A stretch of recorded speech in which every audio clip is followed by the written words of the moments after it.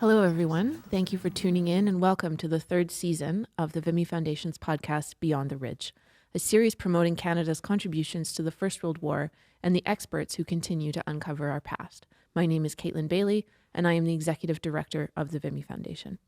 Today, we have the pleasure to have Jesse Alexander with us. Jesse is a public historian, an educator, a documentary film host, researcher, and writer. Jesse graduated from the University of Vienna with a master's in modern history with a focus on the First World War political cartoons. From there, Jesse spent years working in archives and traveling across Europe, where he visited many sites from the war. Now, Jesse is the host of two popular history YouTube channels where you may recognize him as the host of the Great War and Real-Time History channels.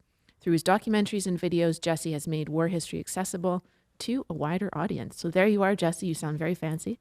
I do sound much fancier than I am in real life. Let's just be clear about that. I'm wearing a Central Powers t-shirt at the moment, so that's the level of coolness that I bring to the table. Well, you know, I think for those of us who like the First World War, I'm content with that level of coolness myself. So we're really happy to have you. You're squeezing us in on the end of a family trip, but we're heading back to the great state of Austria. So we're super happy to have you. We're really happy to have you in studio here with us in Montreal. So I guess the first question I always ask people, and I know it's a question that really annoys me because, you know, everybody's always looking like saying, oh, who's this little girl and why did she end up in the First World War? But I am genuinely interested. How did you kind of end up in First World War history?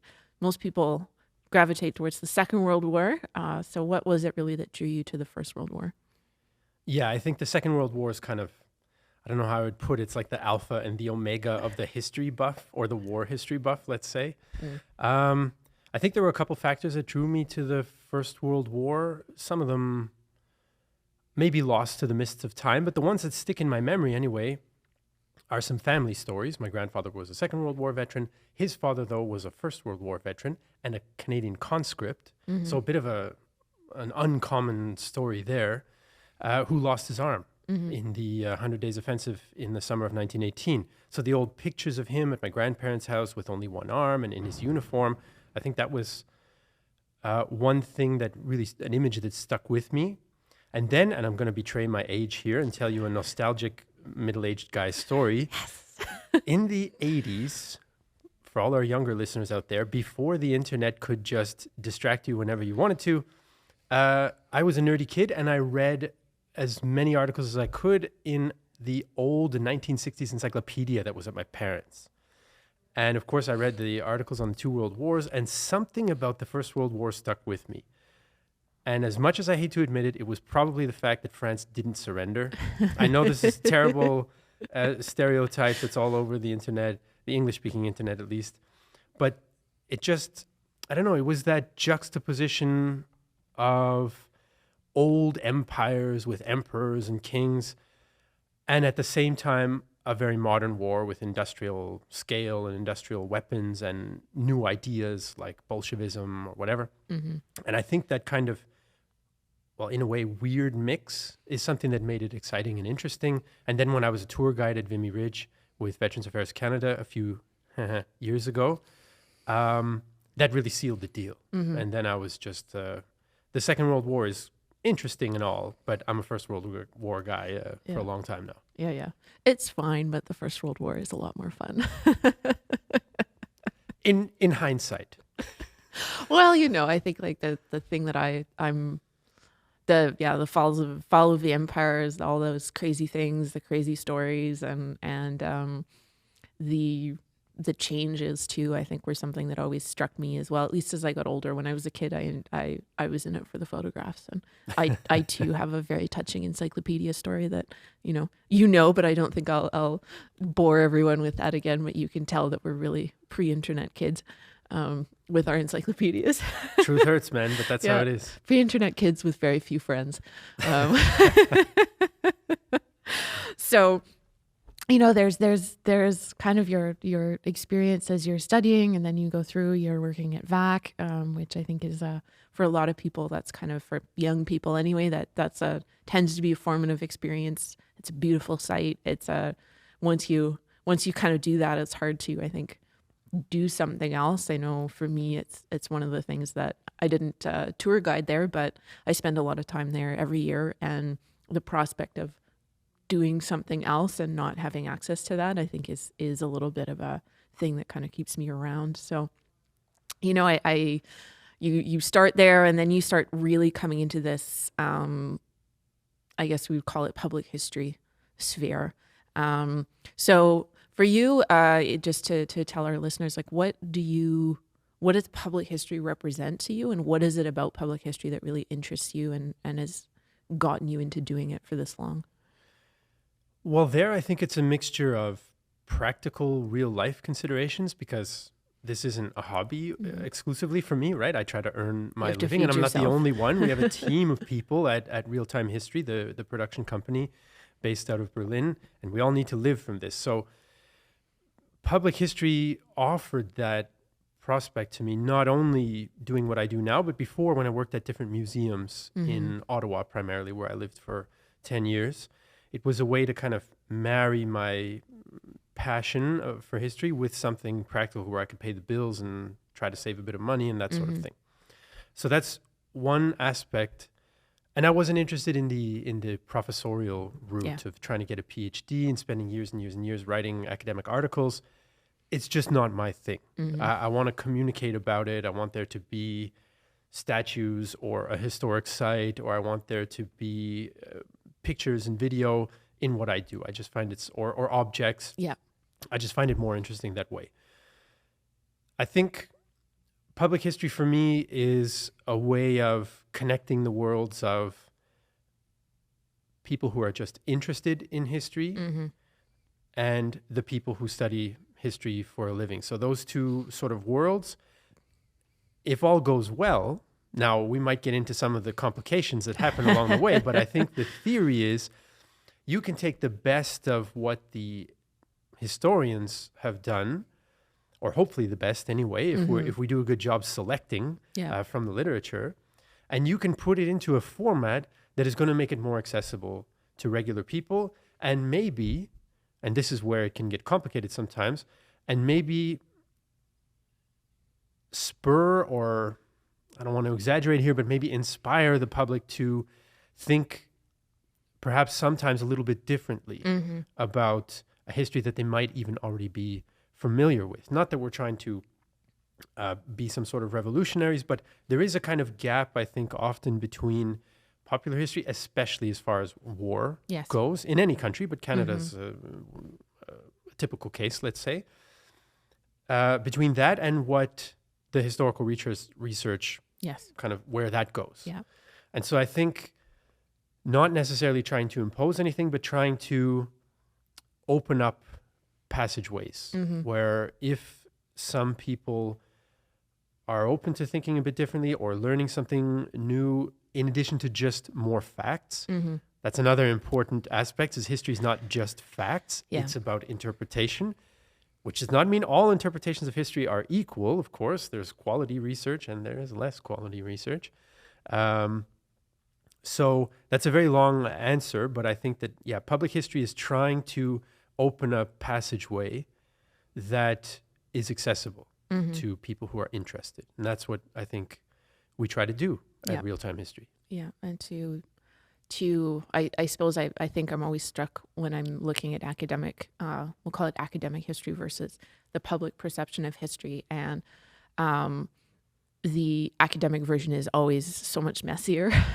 Absolutely, because history is messy, yes, you know? Yes, and exactly that, especially conflict. Conflict is messy, and it's very, very messy. And then the way that it's communicated to the public is often in a very simplified way that people then kind of absorb and hold on to as their vision of being and their vision of things.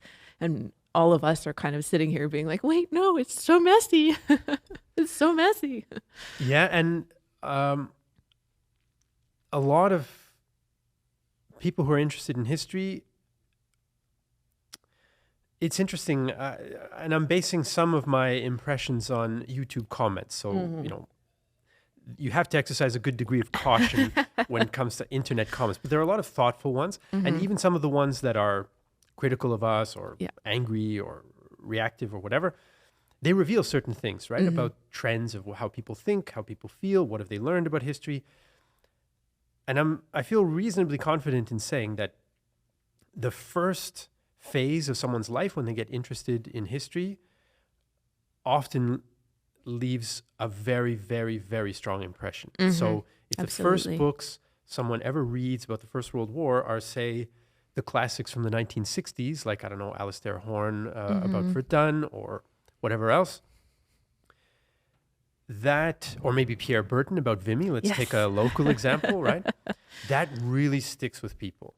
And sometimes it makes it challenging to think about that in a different way later on, because that kind of cements itself as like the foundation, the basis point.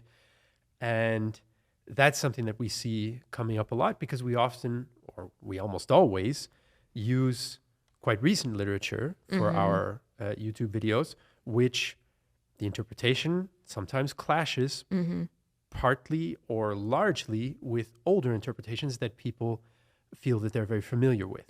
So there's that kind of tension that can happen as well sometimes. Yeah, the push and the pull. And I mean, your medium is largely digital.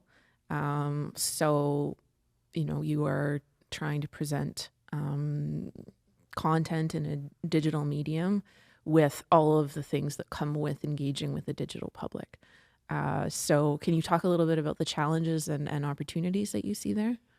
Well, the opportunity for sure is, well, two, I think. One, of course, as I mentioned, it's viable economically, at least we hope, at least so far. Yeah. We've been around since 2019, the Real-Time History studio. The other aspect of it, I think, is reach, right? You can reach an audience that no book author will ever reach, well, unless maybe you're J.K. Rowling or something, or Tolkien, I don't know. But you can really reach a wide audience, and that's what allows it to be viable economically for us as well, to do this as a small kind of startup company. The challenges are legion.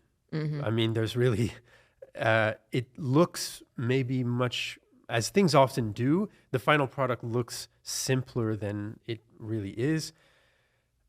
There are a lot of, let's say, structural restrictions on us, right? YouTube has certain policies. Those policies can change. They can apply them retroactively. That can demonetize some of your videos. But as far as, let's say, just the history side is concerned, YouTube has a blanket ban, for example, on showing bodies. Doesn't matter if it's a historical image, an archival image. It doesn't show any gore. It's not in color. It's a no-go. You can't do that. So for our educational mission, this is not good.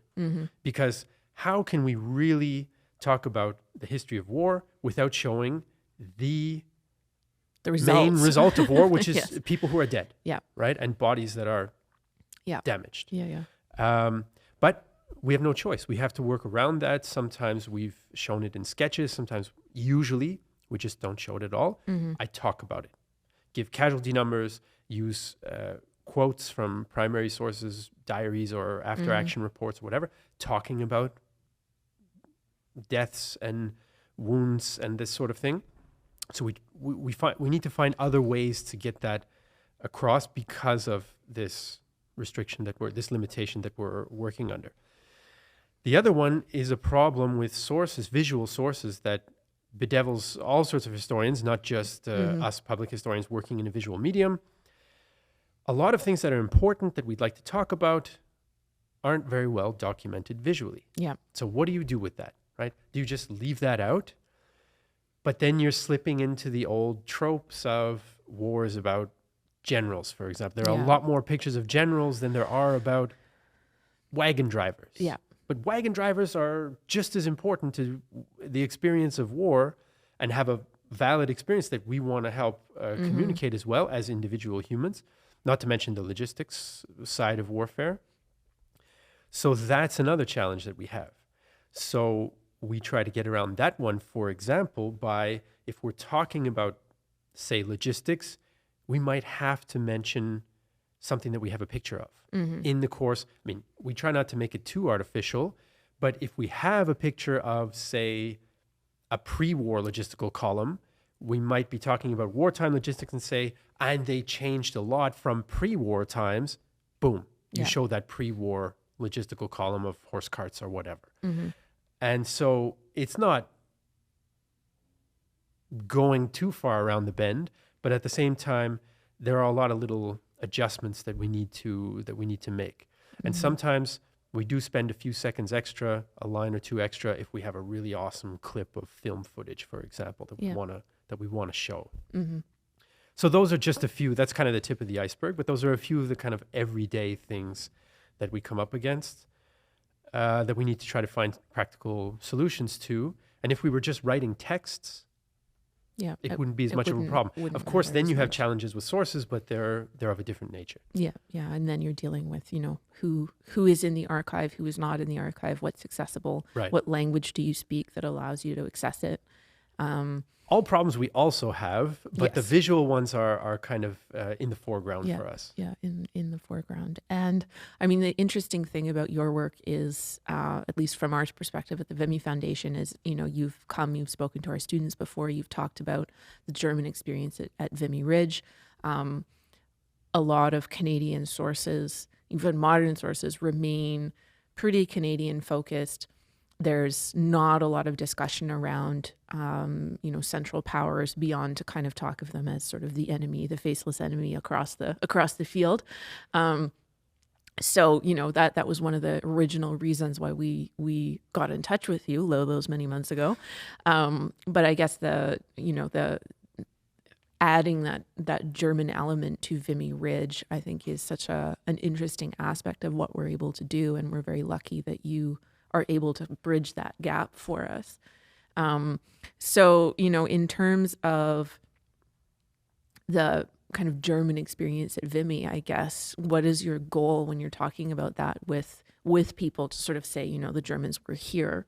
What are you trying to do there? Well, this is one of the things I think that fascinates me the most about history is the mirrored experiences of warfare. And it's something that I spent a lot of time trying to read up on, trying to think about. It's something I wondered a lot about when I was a student tour guide at Vimy myself. And luckily, since I have lived in a German-speaking country for a very long time, I can speak and read German. So this makes a whole world of secondary literature that goes into more detail about a lot of things than... There is English literature on the Germans at Vimy Ridge. There's like Jack Sheldon. There's in the Canadian reassessment of Vimy, there's an article, I think, by Andrew Godfroy about it and so on. So there is stuff there. There have been some articles as well. But you can always get a little bit deeper when you have access to another language full of literature. So that's what hopefully we can bring to the table. That's what I tried to bring to the students when I went and spoke to them at Vimy. I don't know how to describe it really in a way, because it's not like in most of the Canadian literature or in Canadian popular history, there is the intention to somehow exclude the Germans or make them seem like the bad guys beyond just they are sort of the faceless enemy. I think that's can be a relatively neutral thing.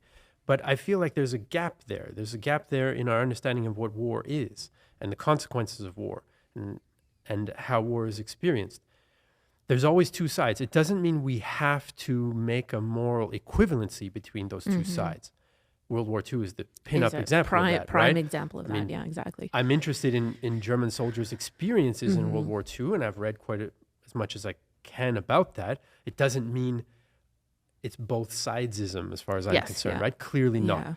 The First World War, that moral question is a bit muddier, but nonetheless, I feel like that other side of the experience, we're so kind of in Canada saturated with the Canadian experience, the Canadian mythology around colony to nation. This was a big step. This was the most important step, things you might hear sometimes.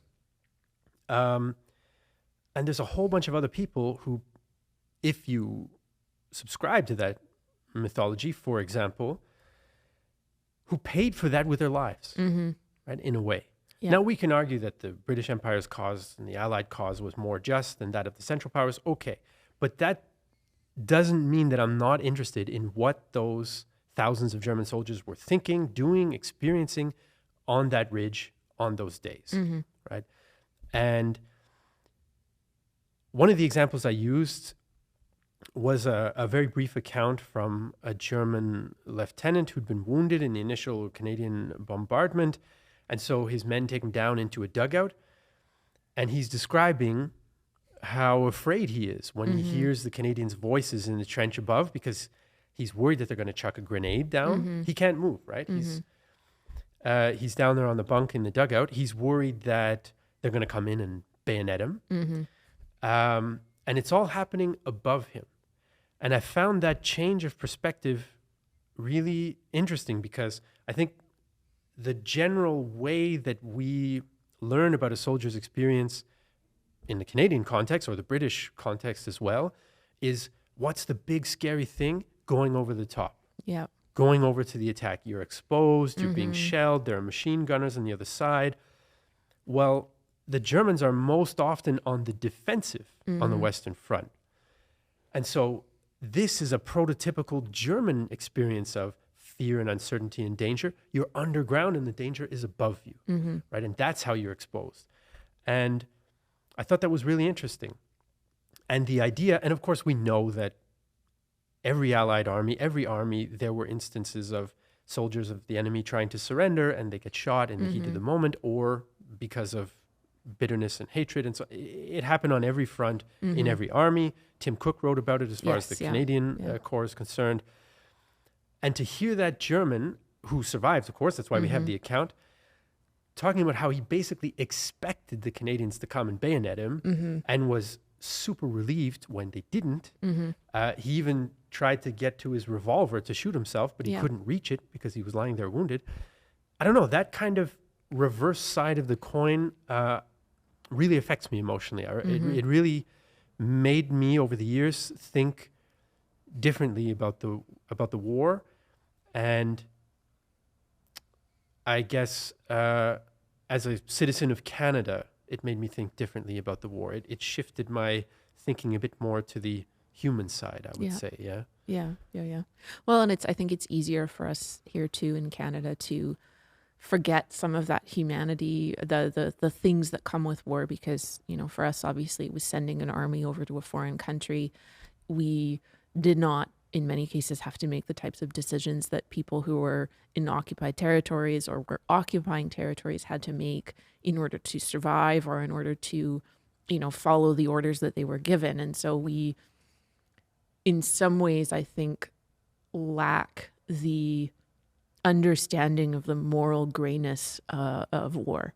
You know, once you've actually had something in your country that you have to, or that your family had to survive, or people had to make types of decisions that, you know, we just couldn't ever think about making. I think that's a very different viewpoint of war than the viewpoint we perhaps have here. And I think it's okay to weigh the situation differently based on what plane you're looking at it from. So if you really look from the meta level, bird's eye view, First World War, I think there's an argument there to be made that in general, it's probably from a European and North American perspective better that the Allies won than the Central Powers. If you look at the level of democracy, the three powers that end up winning the war, main powers, Italy was a democracy as well, there's kind of more potential for humanity, and I know that I'm digging myself a hole here, but give me a second, than the Central Powers or the Russian Empire when it was still on the Allied side. Obviously, if you're looking at it from, say, an African perspective or an Indian perspective, things get way muddier, potentially, because obviously the Germans don't have a stellar record with their African colonies in any case. But once you go down from that, you might say, okay, that's my kind of assessment, is that we're better off, generally speaking, that the Allies won than the Central Powers. Not everyone agrees with that. I think I kind of tend in that direction. But once you start going down to different levels of experience. When it's just in the trenches, things are way messier than that. Things are way different than that. You can obviously have Allied and Canadian soldiers doing reprehensible things in the trenches, and you just like you can have Austro-Hungarian soldiers shooting a bunch of Serb or Ukrainian civilians. Yeah. So I think recognizing the levels to that is important to how we think and talk about it, rather than a blanket like we were right, they were wrong. Yeah, it was a British Empire, but it was still better than the German Empire, whatever. Okay, that is one part of the discussion, but there are a lot of other levels to it. And we try to kind of cut a cross-section through those in our videos, hopefully. Yeah, to present it in multiple different levels that, from an international experience, it might be this, but right when it gets down to it and you're in the dugout, it's a much, much different thing. Yeah. So I guess that brings me to my next question. I know we've talked about the Canadians on the front. You've done a lot of work as well in Central Europe. You've done work on the Eastern Front. You speak Russian. You've spent some time in Russia. And we're in a situation now where I guess early 20th century history is becoming remarkably prevalent and real, and the disputes that are coming up around the war in Ukraine, a lot of them date back to, even pre-First World War. So I guess I have two questions for you. This will be kind of as we're moving on out, but these are kind of my last questions for you are, how do you think the work that you've done is helping you to understand what's going on right now, which I know is kind of a mystery to a lot of us. And then secondly, you have taken that involvement, I guess I would say, and you're raising money for the war effort in Ukraine. So, how has that kind of knowledge that you have pushed you towards making a step into fundraising and actually being more involved in that conflict? I have to say, I mean, this is the biggest war I've lived through. Yeah. And it's a very disorienting experience. Normally, now maybe I'm overestimating myself or my intellect or whatever, but normally I feel like I have some reasonable understanding of the world and the political situation, how things kind of work in quotation marks. And I didn't realize how important that was to my everyday, I don't know, mental health or my everyday kind of stability. I feel like I kind of understand more or less what changes are happening. And then this war comes. And war is a thing that I also think that at least for past wars, I can think about them and I can sort of see, okay, I can digest this. I know who's trying to do what. I know how many resources, how many troops, how many divisions, what this commander tried to do in this offensive, why it failed, how things turned out. And of course, I don't know any of that now. Yeah. And just on a very personal level, it's such a disorienting change from processing this kind of event differently in the past than in the present, which is one of the impacts of war is chaos and not knowing stuff. We did quite a lot of videos on YouTube about Central and Eastern Europe in the immediate aftermath of the First World War, because of course the fighting there continued with various wars of independence, with the Russian Civil War. Ukraine founded a republic of its own, an independent republic, but it was not successful. The Poles took part of what is today Western Ukraine, which their leadership at the time, of course, considered to be rightfully part of Poland. Yeah. And then eventually the Red Army conquered the rest of Ukraine and incorporated it into the Soviet Union. So many of the ideas, of the prejudices, of the power hierarchies in Russia, right? This Russian center of the Russian Empire, even though it became the Soviet Union, it's different. It's a different entity than the Russian Empire or the Russian Federation today, but it's still got as part of its core Russia as the central kind of part of that state. And the Bolsheviks, for all their talk about being different, still eventually pan-national. Right. Yeah, it will allow you to speak your local language and Yeah. so on. Well, that didn't last too long, and the objective was to reimpose the same kind of geopolitical dominance on the region that the Russian Empire had before. And I think we see a return to that kind of thinking, at least in the circles in Russia that have some influence of some kind. I mean, there are many Russians who oppose the war, but the ones in a position of responsibility right now and pulling the levers, obviously, they decided to start the war and pursue it based on imperial goals. And this return of empire and this return of this kind of completely irrational, shrill propaganda about the evil West being satanic and Ukrainians being Nazis and Russia having a pure moral martial mission from God. I mean, this stuff is a total throwback to the period that we're interested in, the period that we talk about. Even the idea for an independent Ukraine maintaining its independence, it was there in 1917, 18, 19, 20, 21, 22, until finally it was incorporated into the Soviet Union by force, right? So all of that just washes back over me, and it's a little overwhelming at times because Vienna is not that far. And emotionally, because of my work and I guess my own interests, and I spent a lot of time in Ukraine as well before the war, and actually also since the war. Yeah, it's a really chaotic experience. And the way that I try to respond to that is to do what I can as a regular civilian who cares and who wants Ukraine to survive and who wants to pull no punches. I don't want a genocidally minded Russian Empire to win this war. It makes no sense. I want a flawed democratic Ukraine to survive and to work on its flaws in peace. And so I tried to do some fundraising. I work with a local Ukrainian-run charity in Vienna called Ukraine, Y-O, Ukraine, .at, if anyone's interested out there.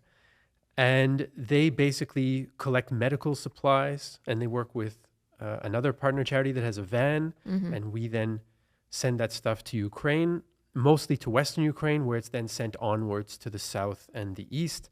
And I've made a few trips with the van.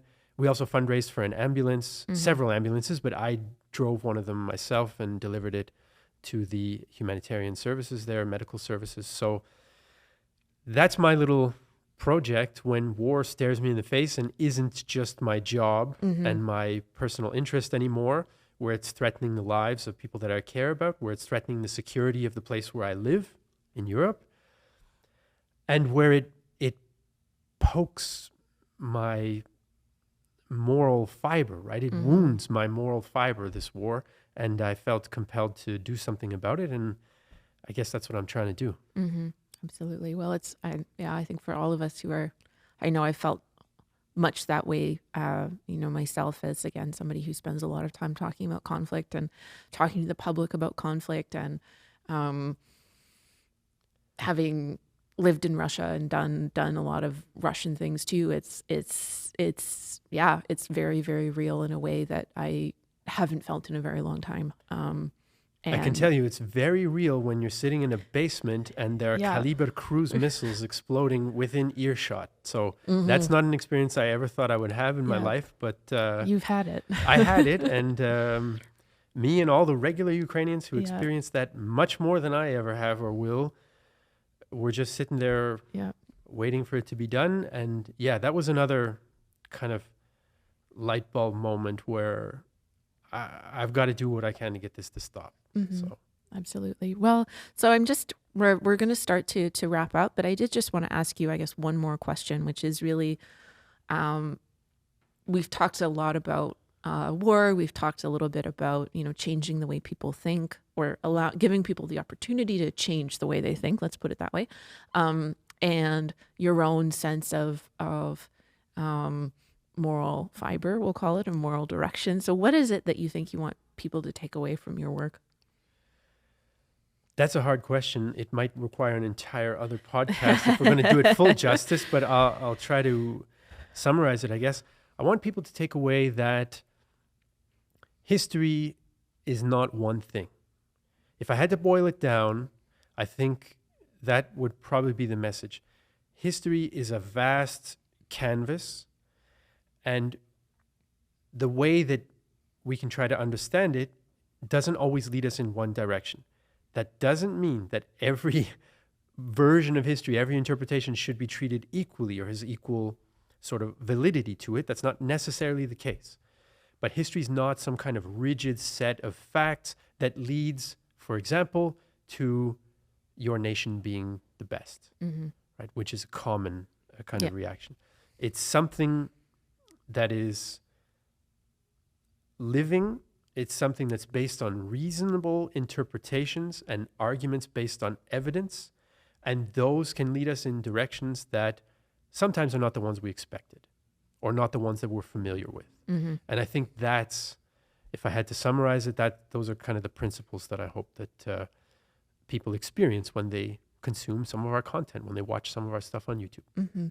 Super. Well, thank you so much, Jesse. I really appreciate it.